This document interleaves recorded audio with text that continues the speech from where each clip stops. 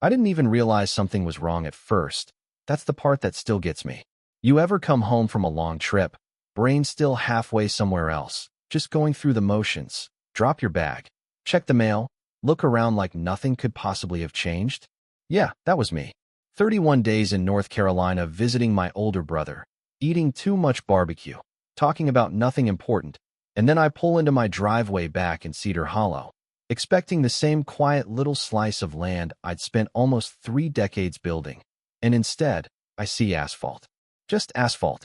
Smooth, black, freshly painted lines like some kind of suburban runway, bright white parking slots lined up like obedient little soldiers. And for a second, I genuinely thought I had taken a wrong turn. I actually reversed the truck, checked the mailbox, looked at the number like an idiot. Same address, same fence, same trees. But the pond, my pond, was gone. And I don't mean drained, I don't mean dried up, I mean erased. Like it had never existed. See, that pond wasn't just water sitting in a hole. It was fed by a natural spring that had been there long before I ever signed the paperwork on that land. When I bought the property, back when Cedar Hollow was barely more than a 2-lane road and a couple of scattered houses, that pond was the reason I said yes. It had character. It had history. My kids grew up around it. Learned how to fish right off the dock I built with my own hands, clumsy nails and all. My daughter fell in once trying to impress her friends, came up screaming and laughing, soaking wet, still talks about it every Thanksgiving. And later, when the grandkids came along, that pond became this little tradition machine. July swims, winter skating, the kind of stuff people think only happens in movies. I planted willow trees along the edge over the years, watched them grow tall and lean like they belonged there more than I did, stocked the water with trout just because I could. It wasn't just land, it was memory layered on top of memory. So standing there, staring at a parking lot where all of that used to be, it felt wrong in a way I can't quite explain. Like someone had rewritten a chapter of my life without telling me. Then I saw the sign. Bolted, actually bolted, to my fence. Not taped, not slipped in, but bolted like they wanted it to stay. I walked over, already feeling that slow burn starting in my chest, and read it out loud like I couldn't quite believe the words. Water hazard removed to improve safety and expand parking capacity for residents of Brookstone Ridge. Water hazard. That's what they called it. 30 years of my life, reduced to a liability note. Now Brookstone Ridge. That's the subdivision that went up about 8 years ago right along the edge of my property. Cookie-cutter homes, identical mailboxes, lawns so perfect they don't look real. And don't get me wrong, I knew there'd be some friction when they built it. There always is when developers roll in and try to turn open land into a grid of compliance. But we had an agreement back then, a legal easement that allowed them to build a road across the very edge of my land so their residents could access the county highway. It was supposed to be simple. They get access, I keep ownership, everybody stays in their lane. Apparently, that wasn't good enough for them. Because while I was gone, while I was out of state, minding my own business, they decided my pond was inconvenient. Maybe someone complained. Maybe some HOA board member decided it didn't match the aesthetic. Maybe they were worried about kids wandering too close to the water and lawsuits piling up. I don't know. But what I do know is this. They didn't call me. They didn't send a letter. They didn't even try to pretend there was a conversation. They just brought in machinery and wiped it out. I walked the edge of where the pond used to be, boots crunching over gravel that hadn't been there a month ago, and I could still picture it. The curve of the shoreline, the way the light hit the water in the late afternoon, the exact spot where the dock used to sit. And all of it replaced with this sterile, lifeless slab designed to hold SUVs and minivans. It wasn't just disrespect, it was entitlement. The kind that makes people think if they vote on something in a meeting, it suddenly becomes theirs to control. I'll be honest with you. I was furious. But not the loud kind of furious, not the kind where you start yelling and throwing things. No, this was the quiet kind. The kind that settles in your chest and starts organizing itself. Because anger alone? That doesn't fix anything. Anger without direction is just noise. So I went inside, poured myself a drink, and sat at the kitchen table looking out at that parking lot like it was daring me to do something about it. And that's when it hit me, the one detail they clearly hadn't thought through. Brookstone Ridge only had one way in and one way out. Just one. And that road, the one every resident used to get to work, to take their kids to school, to bring in groceries and deliveries. It ran right across my land. Not theirs. Mine. Now, back when the developers first came knocking, they made it sound like a partnership. We just need a small easement, they said. Nothing changes for you. You still own the land underneath. And technically, they were right. I signed the paperwork, gave them limited access, figured it was a fair trade. But what they either forgot or chose to ignore was that an easement isn't ownership. It's permission, and permission can be revoked. I sat there for a long time, just thinking it through, running every angle in my head, weighing what they did against what I could legally do in return. And the more I thought about it, the clearer it became. They didn't just cross a line, they bulldozed it. So why was I still playing nice? By the time the sun went down that evening, I had a plan. Not some half-baked revenge fantasy, not something I'd regret later. No, this was clean, precise, legal. Friday morning, I made a few calls, rented 2 backhoes, got a dump truck, hired a crew that didn't ask too many questions as long as the check cleared. Good guys, fast workers. By noon, we were out there at the entrance of Brookstone Ridge, right where that road met the county highway.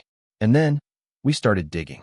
Now, if you've never watched a trench get carved into solid ground, let me tell you, it's something else. There's a finality to it. The first scoop breaks the surface, and after that, there's no pretending it's not happening. Dirt flying, engines roaring, the shape of the land changing in real time. We cut straight across the road, 10 feet wide, 3 feet deep, clean and deliberate. No zigzags, no hesitation, just a solid, unmistakable barrier. Then we reinforced it, posts, fencing, the works. By sunset, it was done. No car was getting through that. Not a sedan, not a truck, not even one of those lifted monstrosities people love to show off. It was over. Access gone. And the best part? I didn't have to yell. I didn't have to argue. I didn't even have to explain. Because sometimes, the loudest message you can send is silence paired with action. At first, they didn't get it.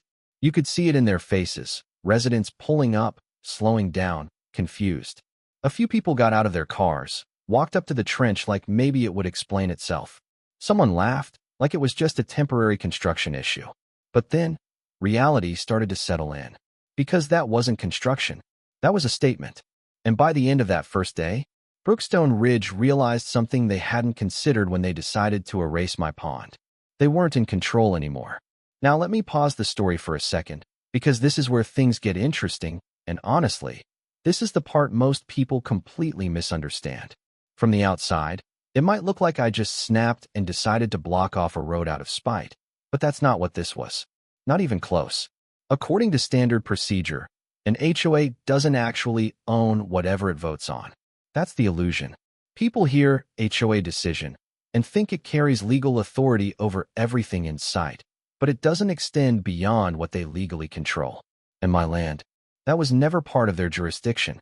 From a legal perspective, what they did to my pond crosses into serious territory, trespassing, property destruction, and depending on the state, even environmental violations if that pond was spring-fed, which mine was. You can't just fill in a natural water source because it's inconvenient for parking. That's not how the law works, no matter how many meetings you hold in a clubhouse. Now flip it around, my move. The road they used was built on a private easement. That's a fancy way of saying they had permission, not ownership. And permission, legally speaking, can come with conditions and consequences. This is a psychological trap most HOAs fall into. They operate like they're untouchable for so long, they start believing it. They confuse routine control with absolute power, and the moment someone challenges that illusion, everything unravels fast. And that's exactly what was about to happen. By the morning of day 2, the confusion had turned into frustration. You could feel it in the air, even from my porch. Engines revving, doors slamming, voices getting sharper, shorter, people standing at the edge of that trench like it had personally offended them. And in a way, I guess it had. Because for the first time since they moved into Brookstone Ridge, something wasn't convenient anymore. I made coffee, took my time, sat outside where I had a clear line of sight to the road. Not hiding, not sneaking around, just watching. There's something about observing people when they realize they've lost control. It tells you everything you need to know about them. Some folks stayed calm, tried to figure things out, called around. Others, not so much. One guy in a pressed polo actually tried to measure the trench with his foot, like maybe he could will it into being smaller. Another woman kept saying, "This has to be illegal," over and over again, like repetition might magically make it true. By noon, the phone call started. First, it was the HOA management company, polite tone, tight voice, asking if I was aware of the obstruction. I said yes. That was it. Just yes. Silence on the other end for a few seconds, like they were waiting for me to fill in the rest. I didn't. Then came the not-so-polite calls. Board members. Residents. Someone left me a voicemail that was half threat, half meltdown. Something about lawsuits and damages and how I was ruining lives. I listened to it twice, not because I needed to, but because it was almost impressive how quickly people jump to outrage when the system stops working in their favor. By day 3, that's when it really hit them. Because inconvenience is one thing, disruption is another. And this was full-blown disruption. Kids missing school because buses couldn't get through. Delivery trucks turning around at the highway. One poor guy had to park his work van half a mile away and carry tools in by hand. And emergency services, that's when it got serious. I watched an ambulance pull up to the trench, lights flashing, then stop. Just stop. They had to unload gear and walk it in. Slowly, carefully, every second stretching longer than it should. That's when the panic set in. Around mid-afternoon, I saw a small group heading up my driveway. Purposeful, coordinated. You can always tell when it's not just neighbors anymore. Front and center was a guy I recognized from one of the few HOA meetings I'd ever attended, Derek Halvorsen. HOA president. Late 40s, expensive watch, the kind of smile that feels like it's been practiced in a mirror. Except this time, he wasn't smiling. He didn't even knock. Just walked right up onto the porch like he owned the place, papers in hand, jaw tight. "You need to remove that trench immediately," he said. No introduction, no preamble. Straight to commands. I leaned back in my chair, took a sip of coffee, let the silence sit for a second. "Good afternoon to you too, Derek." He didn't laugh. Didn't even blink. "You are blocking a public access road. This is illegal. We have residents trapped inside the subdivision." And there it was, that word again. Public. I set the cup down, stood up slow, not dramatic, just deliberate, and walked inside. Came back out with a folder I hadn't touched in years. Property deed, easement agreement, all of it clean and documented. I handed it to him without a word. He flipped through it fast at first, like he was looking for something to confirm what he already believed. Then slower. Then not at all. Just staring at one page in particular. "That's not possible," he muttered. "Oh, it is," I said. "That road. It's built on my land. Always has been. You've got an easement. Had one anyway. And I revoked it. Now, here's the thing about people like Derek. They're used to being right. Or at least, being the one who decides what right looks like. So when reality doesn't line up with that, it hits harder. You could see it happening in real time. The shift. The recalculation. You can't just revoke access like this," he said, but there was less certainty in it now. "Actually," I said, "I can. Especially after what you did to my property." That got his attention. Finally. "What property?" he shot back, almost defensive. I just looked past him, out toward the parking lot where my pond used to be. Didn't even need to say it. He followed my gaze. And for a split second, just a second, you could see it. Recognition. Not guilt. No, that would be asking too much. But awareness. Like maybe, just maybe, he was starting to understand the scale of the mistake. "We improved a hazard," he said, defaulting back to that script. "That pond was a liability." "No," I said quietly. "That pond was mine." Silence again. Thicker this time. He handed the papers back, but his grip lingered for a second longer than it needed to. "This isn't over," he said. I nodded. "No, it's not." And just like that, he turned and walked off, his little group trailing behind him like a storm cloud trying to reorganize itself. That same afternoon, I made my own move. Filed a lawsuit. Property destruction, unlawful land alteration, environmental damage, you name it, it was in there. Because if we were going to do this, we were going to do it properly. No shortcuts, no assumptions. And then, I called the local paper. Now that might sound like overkill, but trust me, nothing puts pressure on a situation like public attention. By the next day, there was a photographer standing right where that trench cut across the road, snapping pictures of confused residents and very expensive cars going nowhere. They even got a shot of me, standing there with my hands in my pockets, not smiling, not frowning, just present. The headline practically wrote itself. And once that story hit, everything escalated.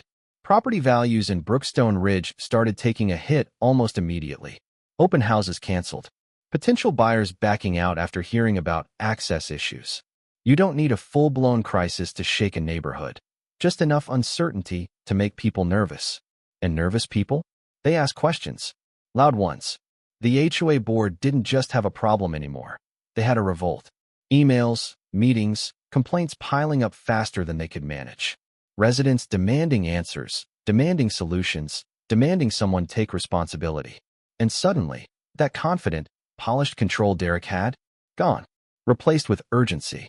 By the second week, they tried legal pressure. Letters from attorneys, carefully worded but still leaning on the same argument. Public access, safety concerns, blah blah blah. I responded through my own lawyer. Short, clean, backed by documentation. No emotion, just facts.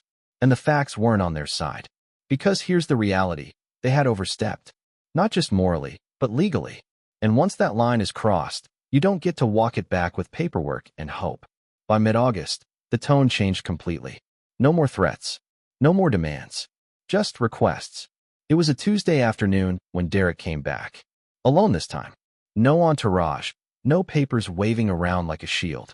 He actually knocked. Waited. Small detail, but it mattered. When I opened the door, he looked different. Not defeated exactly, but worn down. Like someone who had spent too many nights trying to fix something that wouldn't cooperate. "We'd like to talk," he said. I stepped aside, let him in. We sat at the same kitchen table where this whole thing had started for me weeks earlier. Funny how things come full circle like that. He didn't waste time. "We're prepared to rebuild the pond," he said. "Restore it. Stock it again. Cover all damages." I listened. Didn't interrupt. Let him finish. "And?" I asked. He hesitated. "And we'd like access restored." There it was. The real ask. I leaned back, folded my arms, took a second before answering. Not because I didn't know what I wanted, but because I wanted him to sit in that moment. Feel it. "No," I said. Just like that. Flat. Simple. His expression tightened. "Excuse me." "No," I repeated. "You don't get to fix this by putting things back the way they were and pretending none of it happened. That pond. That was 30 years of my life. You erased it in a month." Silence again. He didn't argue this time. Just listened. "I'm not interested in restoration," I continued. "I'm interested in terms." That got his attention. Leaned forward slightly, like maybe there was a path here he hadn't expected. "You want access?" I said. "You pay for it. $10,000 a month. Permanent right-of-way agreement, legally binding. And one more thing. Written guarantee that not a single inch of my property gets touched again. Ever." His eyes widened just a fraction. Not shock, calculation. "That's significant," he said carefully. So was my pond. We sat there for a long moment, neither of us speaking. And then he nodded. Slow. Resigned. "We'll need board approval," he said. "Of course you will." He stood up, extended a hand. I shook it. Firm. Final. They signed 3 days later. No negotiation. No pushback. Because at that point, they didn't have leverage anymore. Just consequences. And as for that trench, I filled it in the following morning. Smooth. Clean. Like it had never been there. Except this time, everyone knew exactly what it meant. So yeah, that's how it ended. No dramatic courtroom showdown. No last-minute twist where someone breaks down and apologizes on cue. Just paperwork, signatures, and a very expensive lesson learned the hard way. And if you're sitting there thinking, okay, but what's the actual takeaway here? That's fair. Because this story, it's not really about a pond. Not entirely. The lesson here is, ownership matters more than perception. See, Brookstone Ridge looked like they were in control.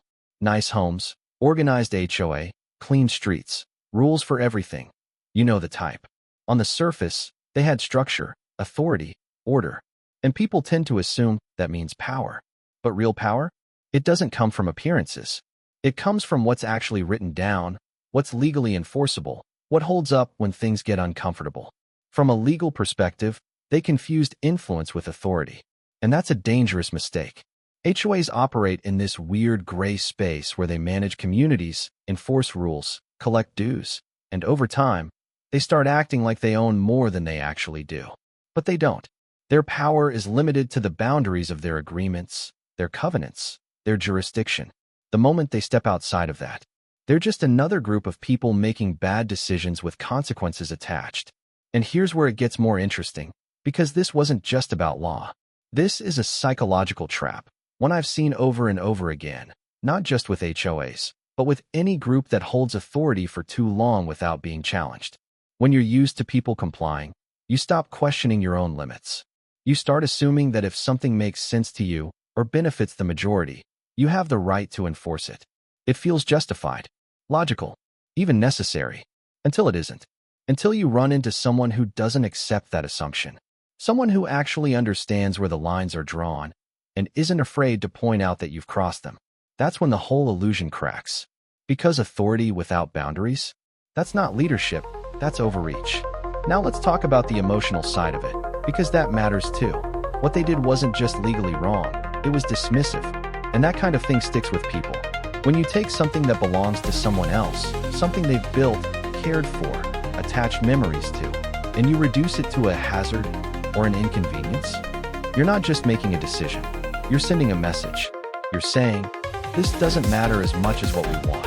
And people don't forget that. That's why this situation escalated the way it did. Not because I wanted revenge for the sake of it, but because there was no acknowledgement, no respect, no attempt to even have a conversation. If they had knocked on my door before doing anything, if they had said, hey, we have concerns, can we work something out? This entire story would have gone differently, completely differently, but they didn't. And that's another lesson here. Communication isn't optional when you're dealing with shared boundaries, whether it's land, authority, or responsibility.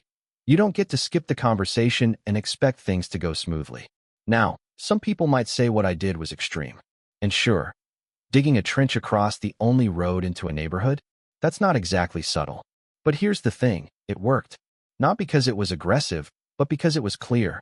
It forced the issue into the open. No more assumptions, no more quiet decisions behind closed doors. Just reality, right in front of everyone. And sometimes, that's what it takes. Not chaos, not destruction, just a firm, undeniable line that says, this is where it stops. The lesson here is also about leverage. Most people don't realize what they actually have until they're pushed. They go through life assuming they're at the mercy of systems, organizations, rules set by others. And sometimes, yeah, that's true. But not always. Sometimes, you're sitting on something valuable, something powerful, and you don't even recognize it because no one's challenged you to use it. In my case, it was that road. In someone else's case, it could be knowledge, contracts, rights, even just the willingness to stand your ground when everyone else backs down. The point is, you don't need to be loud to be effective. You just need to understand your position and be willing to act on it when it counts. Now let me be clear. I'm not saying every conflict should end like this. It shouldn't. Most situations can be resolved with a conversation, a compromise, a little bit of mutual respect. And honestly, that's always the better path. Less stress, less damage, fewer burned bridges. But when that option gets taken off the table, when someone decides they don't need your input, your consent, your involvement, that's when things change. That's when you stop negotiating and start protecting what's yours. And if there's one final takeaway here, it's this. Don't underestimate the quiet person who knows the rules. Because they're not reacting, they're calculating. And by the time they make a move, it's already been thought through 10 steps ahead. So yeah, that's my story. A pond turned into a parking lot. Turned into a monthly check that shows up like clockwork. Not exactly how I imagined things going. But life doesn't really care about your expectations, does it? Now I'm curious, what would you have done? Would you have taken the deal, fought it differently, or just walked away and let it go? Drop your thoughts in the comments, because I guarantee there's more than one way this could have played out.